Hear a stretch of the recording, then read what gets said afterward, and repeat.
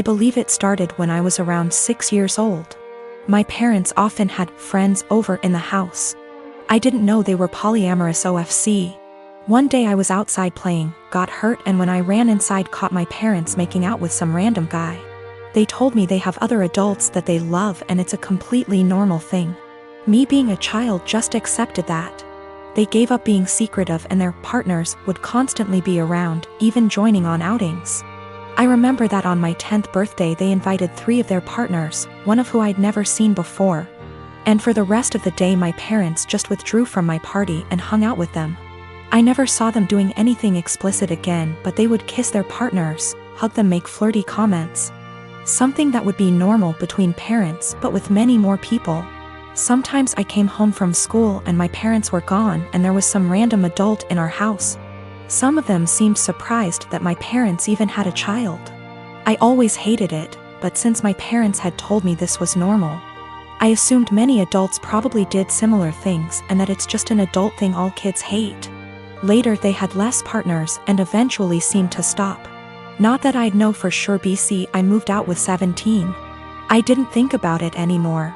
A year ago I started therapy, other reasons. As usual the topic of my upbringing came up and it brought back many feelings I wasn't aware of. I realized that although my parents were always good to me, I had never really felt close to any of them and still have a lot of resentment, that they made me feel like I had to compete for my parents' attention with random strangers. A while ago, I visited them and they told me they are going to take part in a documentary about polyamorous families, and that the producers would like to include interviews with the children. So they would love if I could agree and tell everyone that polyamory doesn't mess kids up. All my resentment bubbled up and I said that I cannot agree because I would not be able to say anything positive. My parents looked shocked. I had never brought this up before, and asked why, and I unloaded all that I always felt pushed aside. We barely had any family time without strangers intruding. It turned into an argument and I became loud and yelled that the truth is it did me up and they shouldn't have had a child. My mother cried and my father said I should probably leave. So I left and was shaken up for the rest of the week, but also felt regret because I've never made my mom cry before. Later my father sent me a message that was like, "We are sorry you feel that way. Can we have a calm discussion about this soon?" Even though I tried to, it's like I can't reply. This argument brought something very emotional up in me. I used to work on a small team for a division of a multinational company. We used to primarily be staffed by what were called old-timers. Basically people who were close to being of a pensionable age who didn't want the hustle. That culture shifted and a lot of young blood has been brought in. I formerly worked there and was given a lateral move out. A colleague, Tina, still works there. Recently an opening for director came up and Tina came to me for help. She's been doing overtime and working hard to get noticed for this position. She's well qualified for it and has extensive experience at the company, so she was given a chance to interview for it. Tina is a single mother who has overcome poverty in childhood, racists / bigots in the industry, and worked hard to support her kids. She's had health issues but always fought hard. Tina is tenacious and hardworking, but there are issues. She struggles in some areas, and while she'd definitely make a great director as she's contentious, kind and courteous, the role is evolving and may be a bit of a stretch. Nonetheless, I helped her with her application and presentation. Beyond being colleagues, she and I are friends. We spend a lot of time outside of work together. We're the only women of color in our respective areas, and share a lot of our deep feelings and thoughts. She worked hard and put together a good presentation. I was really proud of her. She presented this morning at 9:30 and got through it and was out by 10 o'clock. Most of the other applicants were internal and interviewed yesterday, but one person was recommended by a senior VP in a different department. The guy who was recommended is a 30-year-old hotshot. I think he may actually be in his late 20s. He will soon graduate from an Ivy League MBA and is the definition of corporate style. They gave him a last-minute presentation slot immediately following Tina. I attended all of the presentations. I am not on the hiring committee, but was there to support Tina and see how the presentations went. When the hotshot gave his presentation, it wasn't even close. The 20 of us sat in the room and were dumbfounded. Not only was his presentation visually appealing, but he noticed details none of us ever did, and he developed a pitch that was so innovative that our AVP asked to use a tagline he created. His technical analysis was so spot on that it was spooky. He understood issues facing our business unit without having to be told and had ready solutions to solve the problems. Questions they asked him were more about how he'll do things when he takes over the role.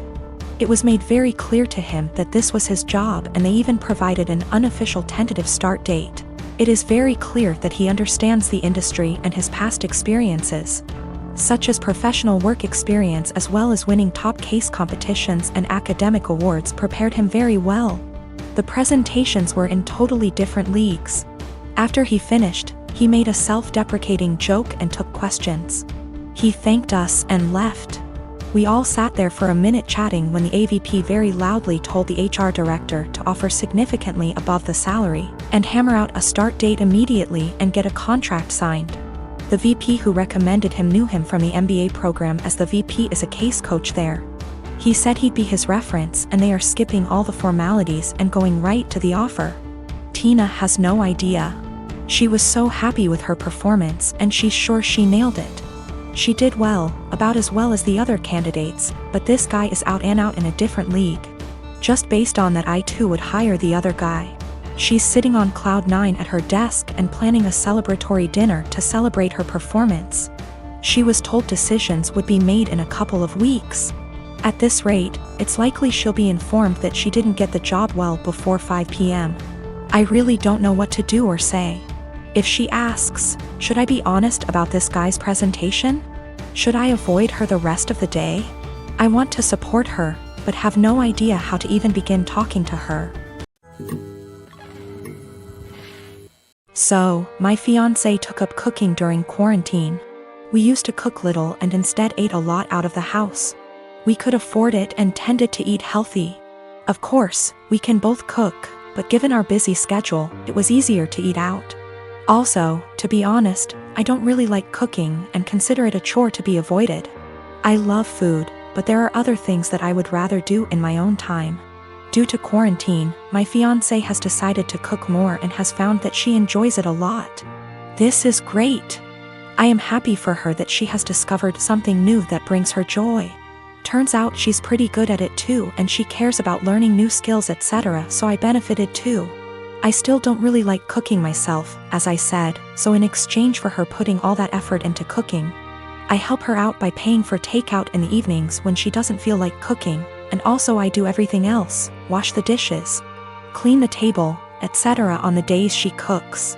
To the best of my knowledge, she agreed that this was an appropriate compromise, and of course, if she felt it was unfair, I would be happy to fill the gap in other ways. But she seemed to enjoy it. As her culinary experiments expanded into baking and became more complex overall, she began to involve me in cooking. I would go into the kitchen to have a drink and check it out, and she would say, "Oh, could you help me chop this while I fry this?" Or something like that. I cut carrots for her or something like that, chatted with her about food, and then went back to my business. I didn't mind it at all. But gradually I became her sous chef, especially when she wants to cook food together. Keep in mind that her culinary experiments are complex and sometimes take 2 or more hours. So my whole evening goes into these culinary endeavors, and it happens several times a week. On top of that, she tends to boss me around in the kitchen and can be a little rude.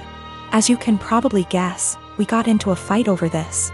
I told her that I don't like her attitude in the kitchen when I help, and I don't like to cook in general. I would feel better helping her if she wasn't so rude to me. But honestly, I don't want to spend 8+ hours every week cooking. It's not my hobby, it's hers. If she wanted me to take part in cooking, I bought everything or cooked something simple. She was very upset. She said it was unfair, that I was enjoying the fruits of her labor but not doing my part.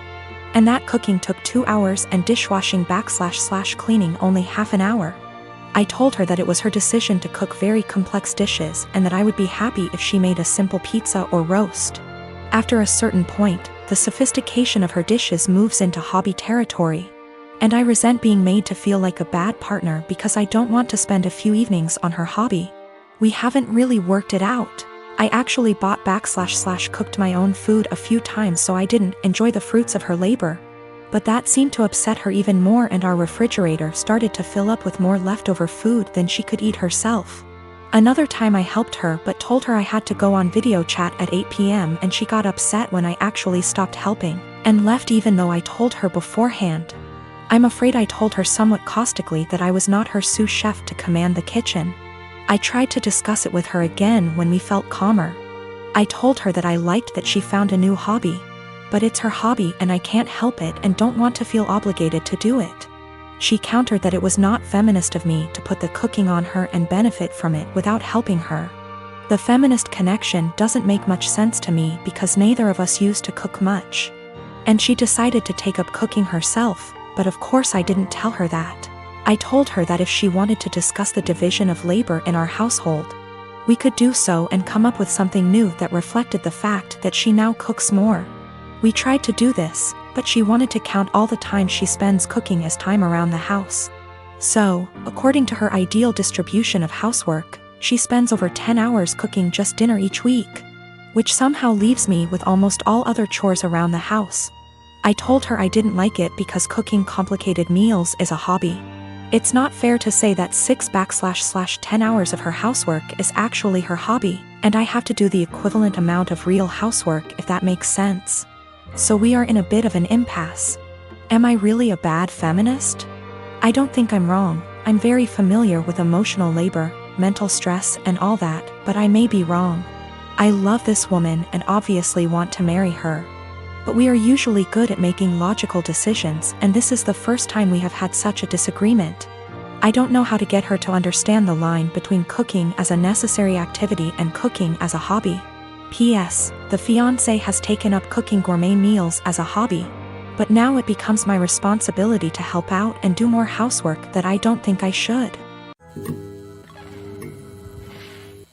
I purchased a 3-bedroom condo in Toronto, Canada 5 years ago when I was in my second year of medical residency. Soon after the purchase, I rented one of the rooms to my roommate to offset the costs of the mortgage. I live in one room, she lives in the second, and the third is my study / office. She has been a great roommate from the beginning. We aren't necessarily friends, as in we don't do things together for fun, but we get along exceptionally well. The entire roommate / tenant relationship has gone swimmingly up until recently. A couple of weeks ago, my roommate broke the news to me that she is pregnant. The father was a fling of hers, who does not want anything to do with the child. My roommate has decided she wants to keep the child anyways, and raise it on her own. To me that seems like a huge challenge, and I admire her for it. The issue is, while I don't necessarily dislike children, I have no desire to live with a baby. While the condo is a fair size, I will most definitely be woken up by the babies crying at night. My condo is also where I like to come home to and relax, like a haven after a long workday.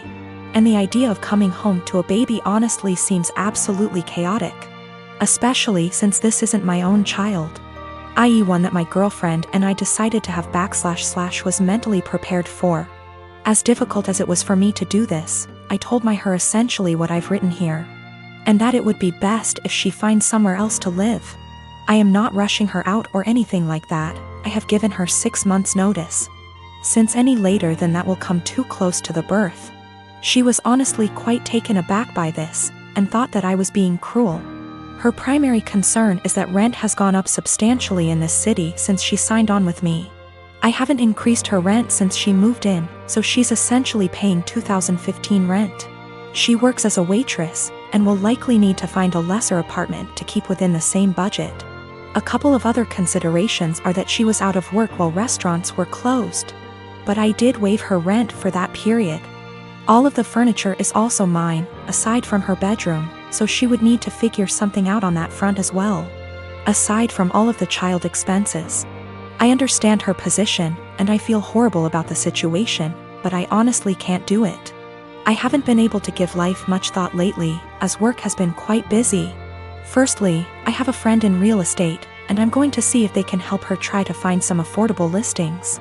Secondly, as I don't plan to take on another tenant after her, and can afford to do this anyway, I have decided I'm going to waive her rent for the remainder of the tenancy. This will hopefully give her a bit of a boost to get on her feet. I consulted an attorney to be 1000% sure, and this is perfectly legal. Since I live in the unit, the eviction laws are much more lenient. Her baby will become a toddler, and a toddler eventually becomes a school-age child. Will it really be any better to do this later on? When I came home from work today, I told her that I wanted to discuss the overall situation. Before I even began, she actually apologized to me for how she spoke to me, and for expecting that I would be okay for her to raise her child here. I told her that her apology is totally unnecessary, as her reaction was completely understandable considering the uncertainty of her future. I then told her that I would waive her rent for the Rema,